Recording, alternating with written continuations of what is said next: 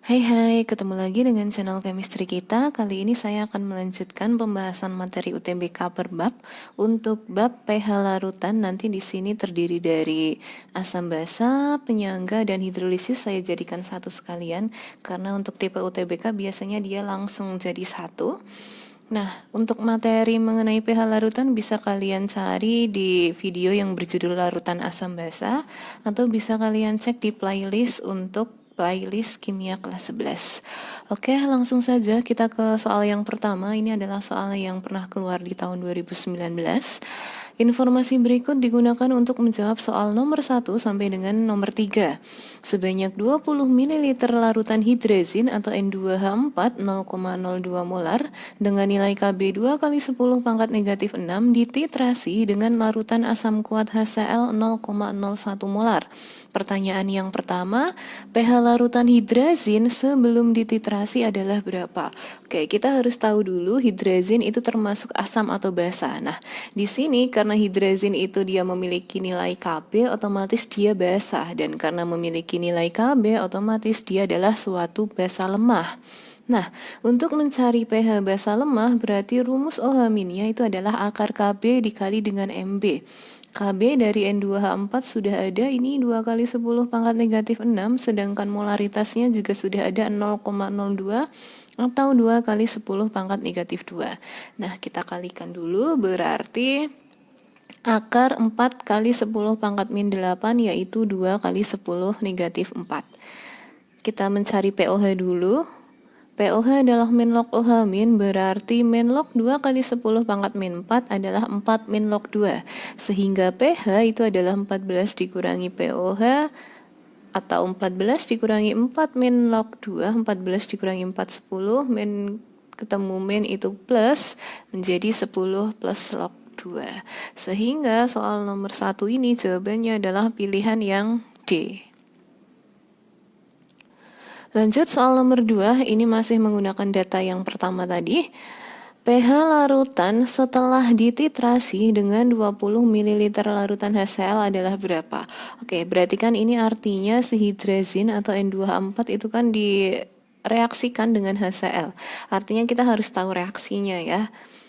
Nah, N2H4 kalau ditambah HCl itu akan menghasilkan N2H5Cl. Jadi untuk memprediksikan hasilnya bagaimana, pola suatu basa lemah dengan pola yang mengandung unsur N dan H, kalau ditambah dengan suatu asam, HCl, HBr, HF, atau HI, itu kita tinggal gabungkan saja.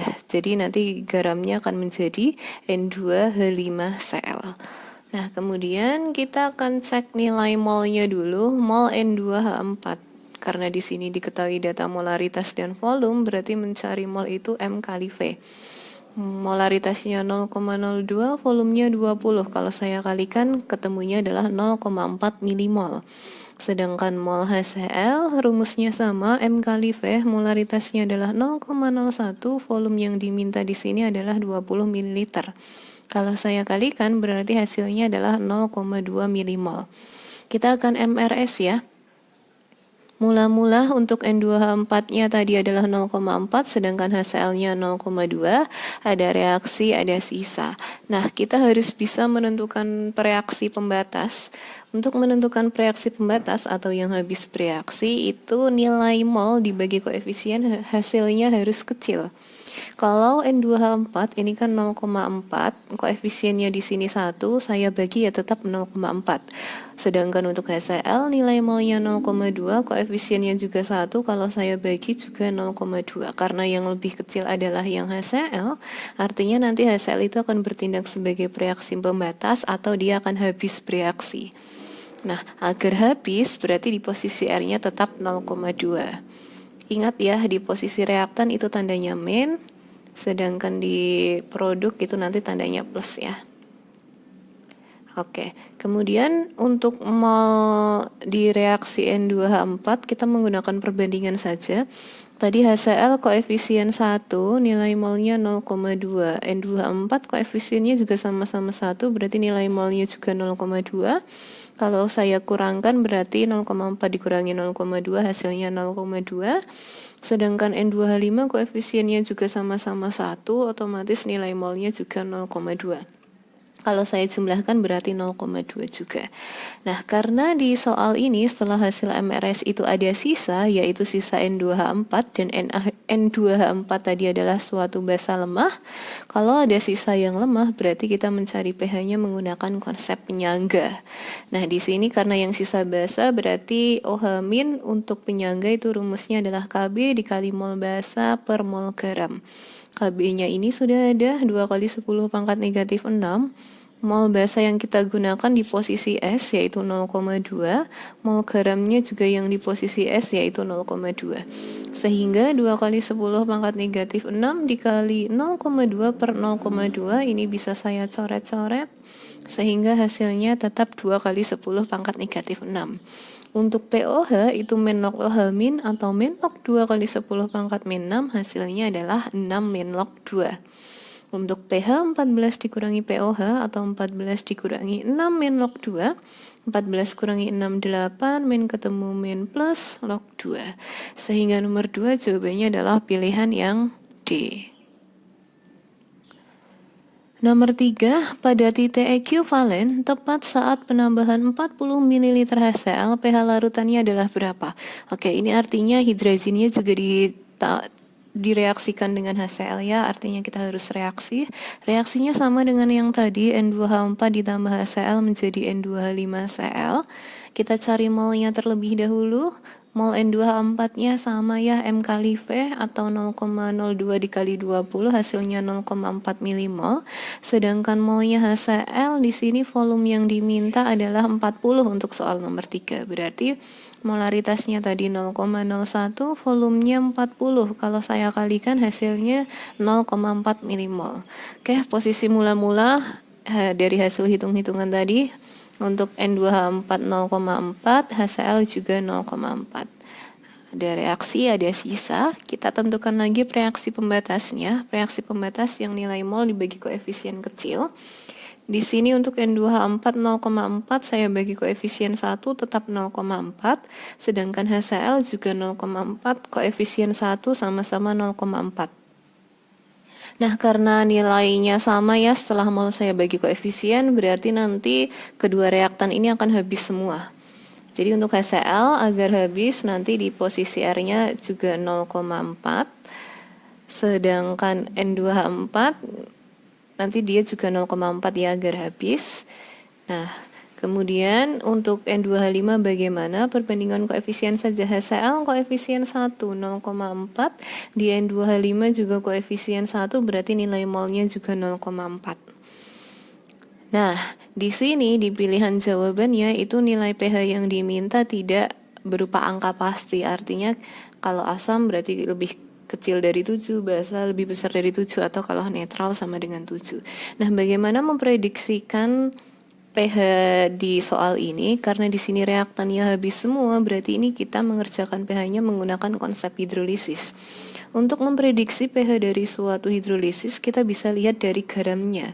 Di sini ada garam N2H5Cl yang terbentuk dari N2H4 yang merupakan basa lemah, dan HCl itu merupakan asam kuat. Nah, kalau ada basa lemah dengan asam kuat, pasti yang menang kan yang kuat. Nah, dalam hal ini yang menang adalah asamnya yang bersifat kuat. Berarti pH-nya bersifat asam. Karena asam berarti pH-nya kurang dari 7 atau lebih kecil dari 7. Sehingga nomor 3 jawabannya adalah pilihan yang A. Oke, lanjut nomor 4. Dalam reaksi berikut ini ada 4 reaksi ya. Reaksi pertama, reaksi kedua, reaksi ketiga, dan reaksi keempat. Pertanyaannya, yang bukan merupakan pasangan asam basa konjugasi adalah yang mana? Oke, untuk konsep pasangan asam basa, yang namanya pasangan itu harus mirip. Tapi karena di sini ditanyakannya yang bukan, berarti kalian cari yang tidak mirip ya. Oke, kita bisa cek langsung pilihan jawabannya sih. Pilihan A, NH4 dan NH3 itu kan mirip ya, selisihannya 1. Nah, berarti karena dia mirip, berarti itu adalah pasangan asam basa. Berarti bukan, karena yang ditanyain yang bukan pasangan asam basa ya. Pilihan B, H2SO4 dan HSO4- itu dia mirip juga, berarti ini pasangan asam basa juga.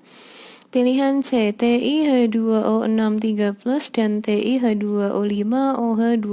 Ini mirip juga, selisihannya juga 1. Berarti ini adalah pasangan asam basa. Pilihan D, H3O+ dan H2O itu juga mirip dengan selisih H1. Itu berarti pasangan asam basa. Nah, yang pilihan E, PCl3 dan H3PO4 ini jelas tidak mirip, sangat jauh.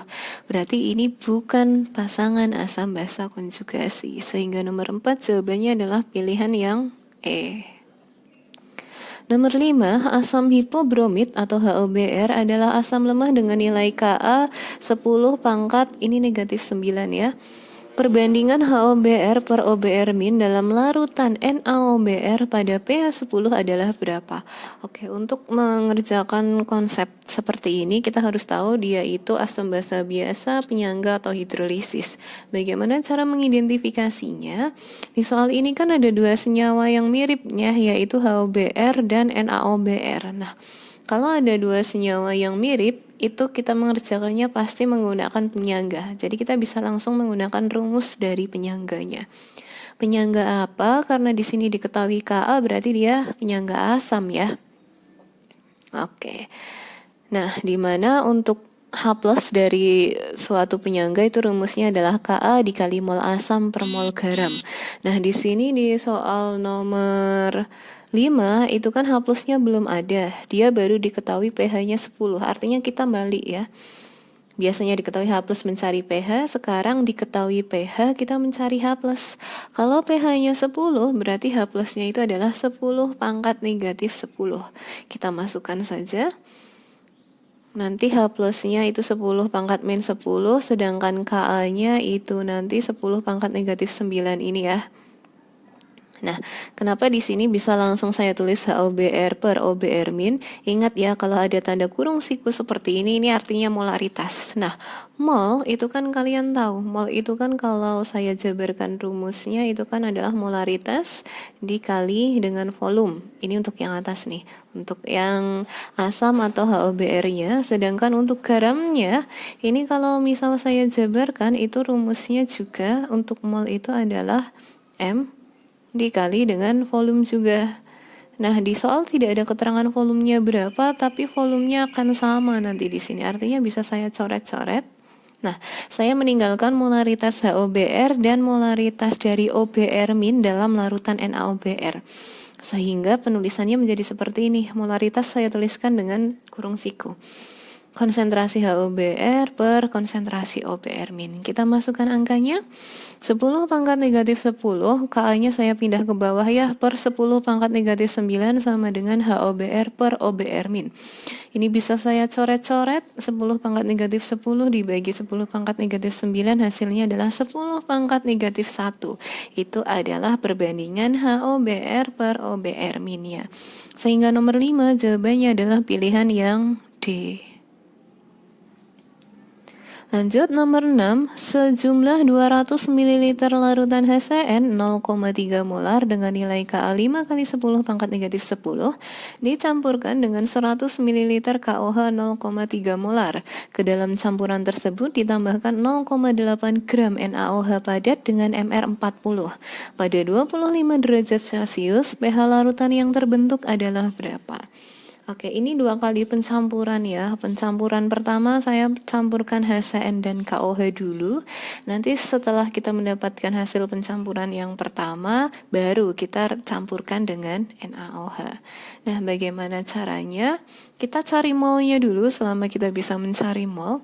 Untuk HCN karena diketahui molaritas dan volume, berarti mencari molnya adalah M kali V. Molaritasnya 0,3, volumenya 200 mili, berarti kalau saya kalikan 60 milimol ya satuannya. Kemudian untuk yang KOH juga bisa saya cari menggunakan M kali V, molaritasnya 0,3, volumenya 100. 0,3 saya kali 100 hasilnya adalah 30 milimol, sedangkan NaOH karena data yang diketahui adalah data massa, berarti mencari molnya adalah massa per mR. Masanya 0,8, mR-nya 40, saya bagi hasilnya 0,02 mol. Agar sejalan ya satuannya, agar kita nanti memudahkan dalam mengerjakan, berarti yang mol ini saya rubah saja menjadi milimol, yaitu 20 milimol. Oke, kita akan kerjakan dulu reaksi atau campuran yang pertama itu antara HCN dan KOH. HCN kalau ditambah dengan KOH hasilnya adalah KCN dan H2O. Ingat ya, kalau ada asam ditambah dengan basa hasilnya selalu garam plus air. Kalian tahu bahwa air itu adalah H2O. H2O itu akan terbentuk dari OH min dan H plusnya. Nah, bagaimana dengan garamnya? Gabungkan saja, berarti kan ada K plus sama Cn min, nanti dia akan membentuk KCN. Oke, kita akan MRS ya di sini. Mula-mula tadi untuk HCN molnya adalah 60 milimol, sedangkan KOH di sini adalah 30 milimol. Ada reaksi, ada sisa. Oke, ingat untuk reaktan itu tandanya dikurang, sedangkan untuk produknya itu tandanya di plus ya. Oke, kita akan tentukan siapa yang habis bereaksi atau yang bertindak sebagai reaksi pembatas. Itu yang nilai mol dibagi koefisien hasilnya kecil. Untuk HCN 60, koefisiennya 1, berarti saya bagi tetap 60. Untuk KOH molnya 30, saya bagi koefisiennya 1, 30. Karena yang lebih kecil adalah yang KOH, berarti nanti dia akan habis bereaksi. Agar habis, berarti nilai mol di R untuk KOH adalah 30 juga. Kita akan cari yang lain untuk HCN. Tadi KOH koefisien 1 nilai molnya 30, HCN nilai koefisiennya juga 1, berarti molnya juga 30. Berarti kalau saya kurangkan 30 juga, KCN koefisiennya sama-sama 1, berarti nilai molnya 30, H2O koefisiennya juga 1, berarti 30 juga. Kalau saya tambahkan untuk KCN 30, H2O juga 30. Nah, dari reaksi atau pencampuran yang pertama itu kita menyisakan ada sisa HCN sebesar 30 milimol ya. Nah, sisanya ini akan saya gunakan untuk bereaksi dengan NaOH. Jadi reaksi kedua saya reaksikan antara HCN dan NaOH. Hasilnya adalah NaCN plus H2O. Nah, hati-hati untuk pencampuran kedua. Pencampuran kedua ini untuk nilai mol produknya bukan strep-strep lagi. Kenapa? Karena kita tadi dapat sisa dari pencampuran yang pertama ini nih. Jadi dari KCN itu kan mengandung ion Cn-, jadi nanti dia akan berada di mol mula-mulanya untuk NaCN karena dia sama-sama punya ion Cn-. Untuk H2O-nya nanti di sini. Kemudian mol HCN-nya kita menggunakan sisa tadi, mol NaOH-nya kita menggunakan perhitungan tadi ya, yang 20 milimol. Oke, ada R, ada S. Untuk reaktan tetap tandanya min, untuk produk tandanya plus. Oke, kita tentukan siapa yang akan habis bereaksi. Oke, yang nilai mol dibagi koefisien kecil. Di sini yang lebih kecil adalah NaOH, berarti nanti NaOH akan habis bereaksi. Agar habis berarti nilai mol NaOH di posisi R adalah 20 juga. Koefisien 1 untuk NaOH itu 20, berarti untuk HCN koefisiennya juga 1, berarti 20 juga. Kalau dikurangkan hasilnya adalah 10, sedangkan NaCN koefisiennya juga sama-sama 1, berarti nilai molnya 20. Kalau saya tambahkan adalah 50, untuk H2O juga sama. Nah, karena dari hasil pencampuran kedua ini ada sisa, yaitu sisa HCN yang merupakan suatu asam lemah ya. Berarti karena ada sisa yang lemah, kita mengerjakan soal ini menggunakan konsep penyangga. Untuk penyangga asam, rumus H plusnya adalah Ka dikali mol asam per mol garam. Nilai Ka-nya ini sudah ada 5 kali 10 pangkat min 10. Nilai mol asamnya ini 10, nilai mol garamnya adalah 50. Berarti 5 kali 10 pangkat negatif 10 dikali 10 per 50, ini bisa saya coret-coret. 5 dengan 5 juga bisa saya coret-coret, berarti hasilnya adalah 10 pangkat negatif 10. Berarti pH adalah min log H plus atau main log 10 pangkat negatif 10, hasilnya adalah 10. Nomor 6, jawabannya adalah pilihan yang D.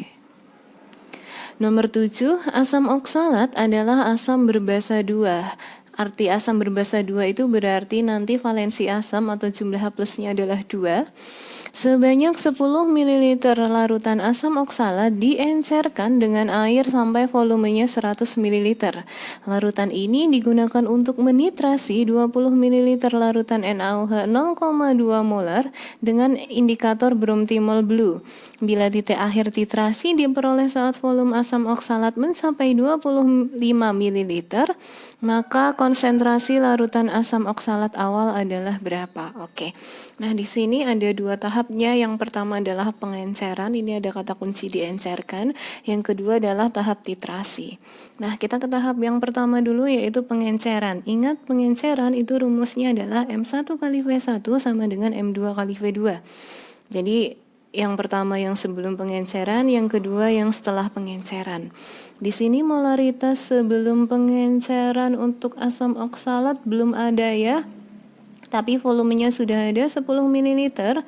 Kemudian molaritas setelah pengencerannya juga belum ada, tapi volume setelah pengencerannya sudah ada 100 ml. Berarti kan M1 kali 10 sama dengan M2 kali 10. M2 dikali dengan 100. Nah, kita langsung ke tahap kedua saja, tidak apa-apa, yaitu titrasi. Titrasi itu rumusnya adalah MAVANA, MAVANA sama dengan MbVbNb. Molaritas asam dikali volume asam, Na ini adalah valensi asam ya atau jumlah H plusnya. Mb molaritas basa, Vb volume basa, dan Nb adalah valensi basa atau jumlah OH min. Nah, berapakah molaritas asamnya? Tadi kan dari kalimat yang ada di soal, ini kan si asam oksalat diencerkan sampai volumenya 100 ml. Nah, dari hasil pengenceran itu, larutannya digunakan untuk menitrasi. Berarti kan saya akan menggunakan molaritas dari hasil pengenceran kan? Dalam hal ini adalah molaritas yang M2. Nah, M2 itu kan bisa saya tulis M1 per 10 ya, karena ini kan bisa saya coret, sehingga nanti M2-nya ini akan bertindak sebagai MA. Nah, volume asamnya atau volume asam oksalatnya di sini yang dipakai 25 dan valensi asamnya tadi adalah 2 ya. Sehingga M1 per 10 dikali 25 kali 2, molaritas basa atau NaOH-nya adalah 0,2, volumenya 20, dan valensi basa atau jumlah OH min di NaOH adalah 1. Berarti NB-nya 1. Oke, ini kalau saya bikin 25 dikali 2 itu 50, dibagi 10, 5. Sehingga M1 kali 5 sama dengan 0,2 dikali 20 itu 4. Berarti M1 sama dengan 4 per 5.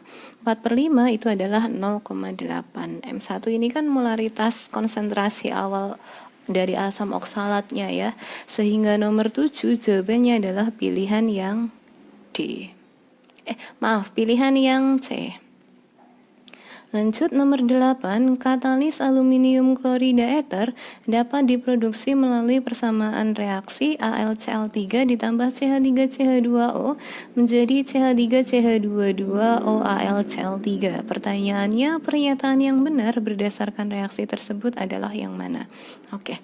Kalau mau cepat, kita bisa lihat dari reaksinya. Jadi untuk suatu Lewis itu asam dikatakan sebagai aseptor pasangan elektron bebas, sedangkan basa itu dikatakan sebagai donor pasangan elektron bebas. Nah, kenapa saya bisa katakan Lewis? Kalau di reaktannya atau zat sebelah kirinya itu terdiri dari 2 senyawa, sedangkan di sebelah kanannya terdiri dari 1 senyawa saja, itu jelas teorinya Lewis. Kenapa bukan Arrhenius? Karena Arrhenius nanti kalau asam ya, di Arrhenius itu harus ada H plusnya. Nah, di persamaan reaksi atas itu kan tidak ada H plusnya ya, berarti bukan Arrhenius. Kalau Bronsted-Lowry itu nanti ciri-cirinya di kiri ada 2 senyawa, di kanan juga ada 2 senyawa. Artinya saya bisa langsung menyimpulkan nomor 8 ini adalah teorinya Lewis. Nah, yang pilihan Lewis ada 2, pilihan C dan pilihan D. Pilihan C itu AlCl3 adalah asam Lewis, dan pilihan D CH3CH22O adalah asam Lewis. Oke. Mana yang akan kita tentukan? Silahkan menggunakan senyawa yang mudah saja atau yang simple. Di sini bisa terlihat ya antara AlCl3 dan CH3CH22O itu yang lebih simple adalah yang AlCl3. Artinya saya akan menggambar struktur Lewis dari AlCl3 saja. Ingat, Al itu adalah unsur yang berada di golongan 3A, berarti nanti dia punya 3 elektron valensi ya. Saya gambar elektronnya ada 3. Kemudian Al di sini mengikat Cl jumlahnya 3, berarti kan ada 3 Cl ya yang mengelilingi Al, Cl, Cl, dan Cl. Nah, Cl itu adalah unsur yang berada di golongan 7A, berarti Cl punya 7 elektron valensi. Oke, di sini kalau kita lengkapi ada 7 elektron di masing-masing Cl. Kita lengkapi dulu elektronnya. Ini Cl yang 1, kemudian Cl yang atas juga elektronnya ada 7.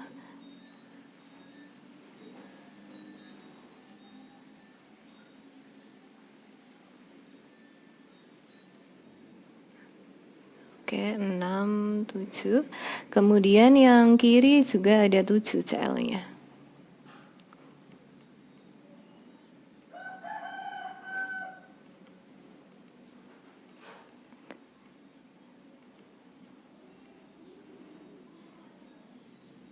Oke, sudah kita lengkapi. Di sini ada 7 elektron untuk Cl. Nah, yang kita lihat kalau untuk teorinya Lewis itu adalah atom pusatnya saja. Di AlCl3 yang bertindak sebagai atom pusat adalah Al. Nah, kita lihat apakah di atom pusat atau dalam hal ini Al punya pasangan elektron bebas atau tidak.